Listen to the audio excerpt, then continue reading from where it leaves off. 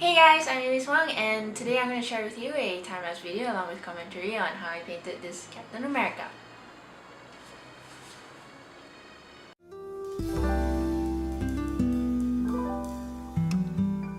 So this is a birthday present for my brother.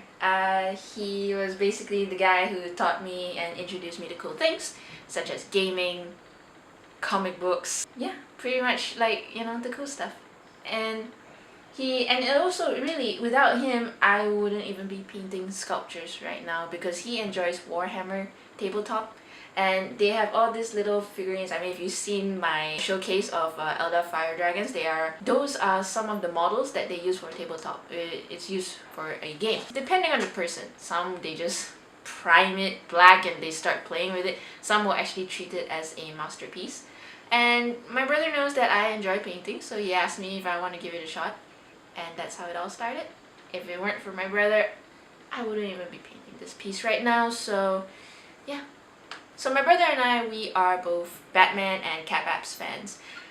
But we both agree that if we were to meet Batman in real life, we would hate his guts. I mean, to know him personally, he can be a real jerk.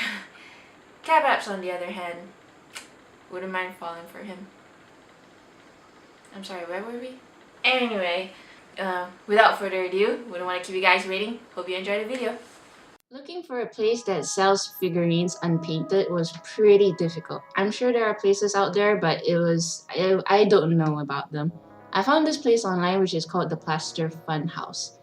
And it's a pretty cool place where parents who would like to hang out with their children to paint cartoon characters and stuff can hang out there, as well as friends who just find an interesting place other than, hitting out at the movies.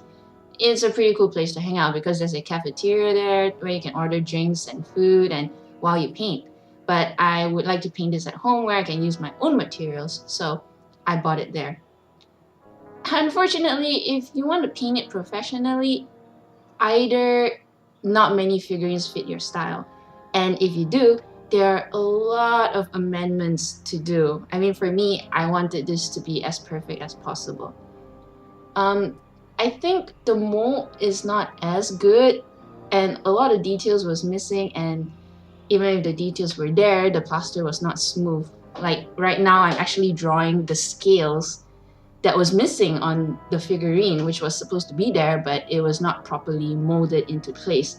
So I actually had to draw them out painstakingly by myself and practically sand almost everything just to make the plaster smooth.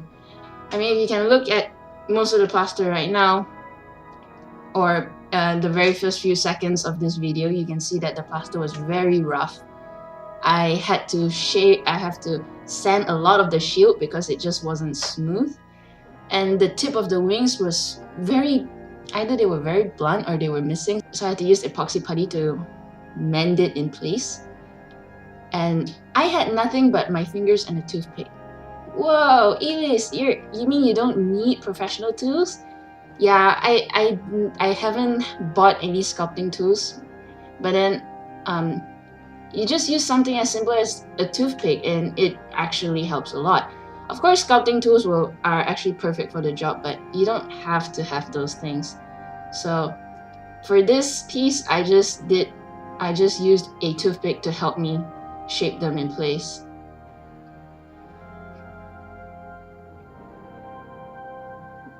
There were, even at the tip of his shield, it was not perfectly rounded, so I had to sculpt it out myself. And even the size, there was like a big gap in between, so I had to fill it up with epoxy putty. Don't misunderstand, I am not saying that every figurine in that store is flawed. In fact, I bought quite a few figurines from that store, and a lot of them are actually molded pretty nicely. But I find that the bigger pieces, you're gonna spend a lot more work amending it as compared to the smaller pieces. The smaller pieces, I find they have hardly any problems at all. For this, his entire bottom forearm was basically flat. So I had to mold it to add curvature, like as if it looked like a normal hand. And that was a lot of epoxy putty needed. Now I'm sanding all the epoxy putty in place, so it makes it look like it's one with the plaster.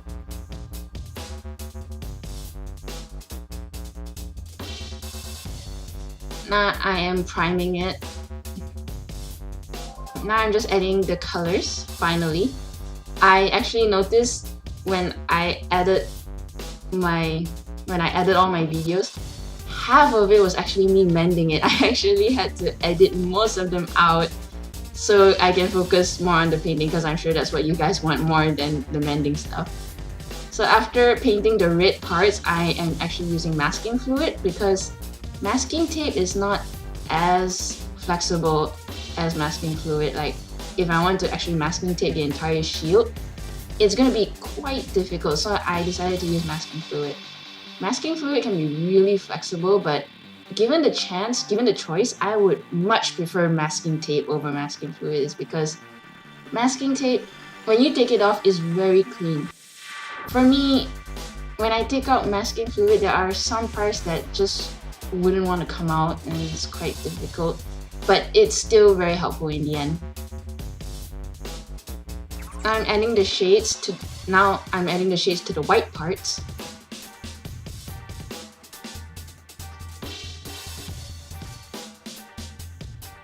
So it's not going to be entirely white, you're going to have to put some shadows into it.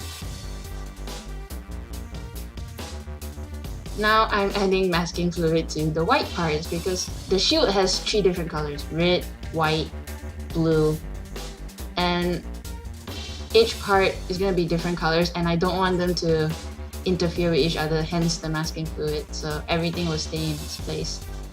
After adding in the blue, I started to do the shadings, following his muscular structure.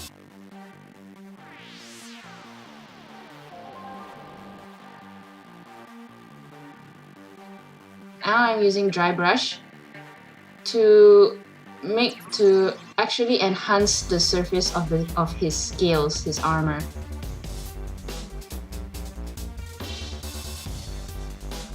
And to also make his entire body brighter, because the blue was a bit too dark, so I dry brush everything. So his scales look more defined as compared if I were to airbrush it.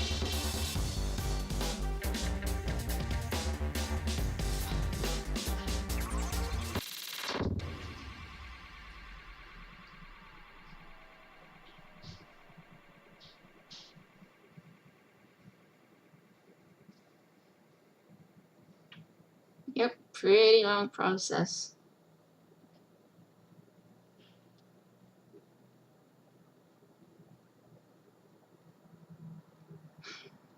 Yeah, this piece had a lot of work put into it. And all I could think was, my brother better love it, because this is his birthday present.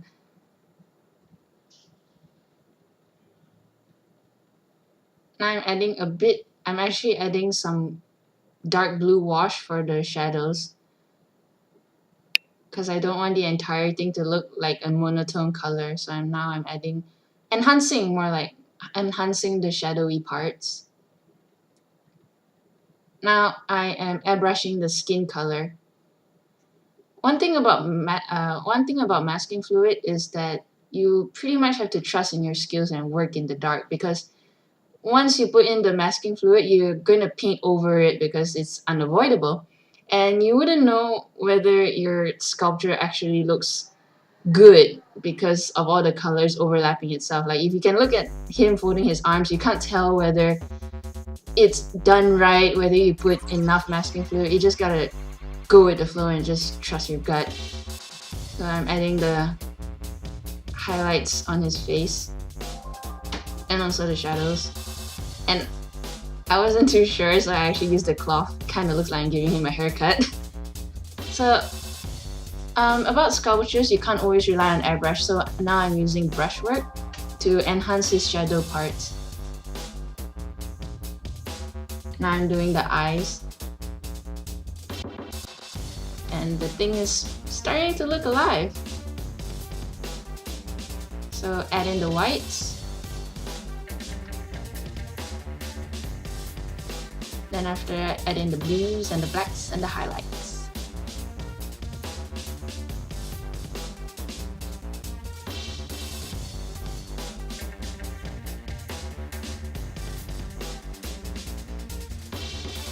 now I can think about this sculpture. He has pretty small eyes. But a small brush is definitely comes in handy.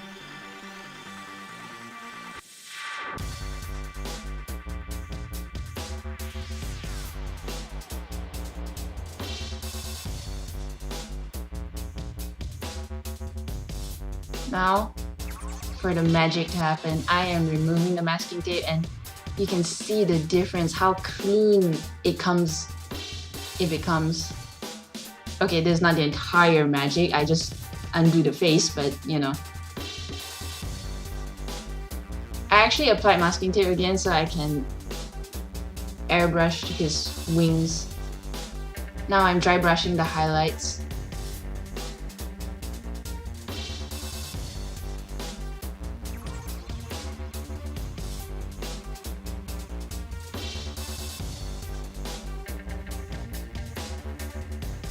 When I saw this sculpture, I knew my brother was gonna love it. This is also during because this is like the classic comic design and I love classics.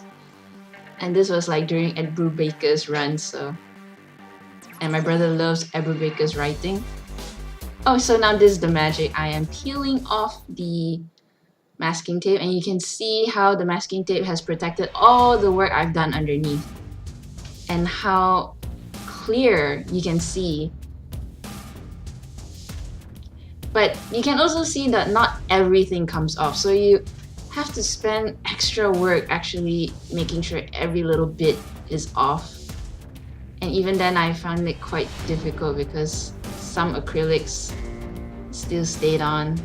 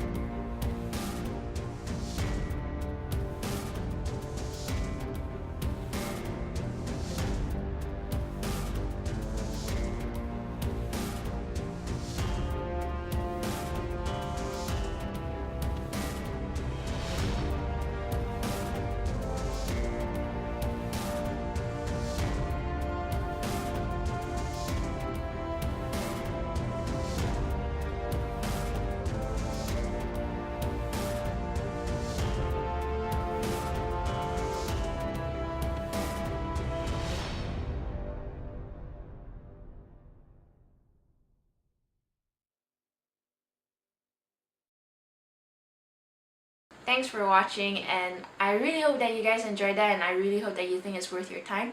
It means so much, the fact that you actually click this video and watch it and spending time with me. It really means a lot, and if you want more, fastest and easiest way to let me know is click that like button.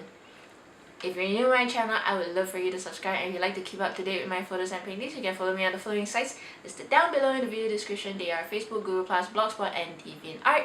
That's all for today. I'll see you guys in the next video. Ciao. Love you guys.